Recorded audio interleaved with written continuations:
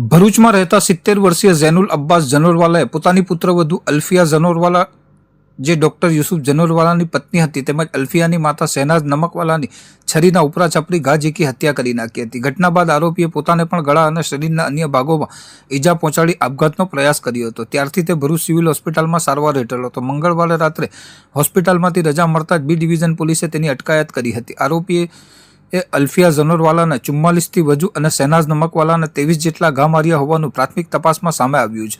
વધુમાં બંનેના મૃત્યુ નિપજ્યા બાદ પણ આરોપી તેમના મૃતદેહ પર હુમલો કરતો રહ્યો હોવાનું પોલીસનું કહેવું છે। બીજી તરફ આરોપીએ પોતાના ગળા પર પણ ચપ્પુ મારતા તેના 70થી વધુ ટાંકા આવ્યા હતા। પોલીસે રિમાન્ડ અરજીમાં દલીલ કરી હતી કે 70 વર્ષીય વ્યક્તિએ એકલા હાથે આટલી કરપીણ અને ક્રૂર હત્યા અંજામ આપી હોવાની બાબત શંકા ઊભી કરે છે। ઘટનામાં અન્ય કોઈ વ્યક્તિની સંડોવણી હતી કે કેમ, હત્યા પહેલા અને બાદમાં આરોપી કોના સંપર્કમાં હતો તેમજ સમગ્ર ઘટનાક્રમ પાછળ કોઈ ષડયંત્ર કે સહયોગી હતા કે નહીં તે દિશામાં તપાસ જરૂરી હોવાથી 4 દિવસના રિમાન્ડની માંગ કરવામાં આવી હતી। જોકે કોર્ટે 1 દિવસના રિમાન્ડ મંજૂર કર્યા હતા।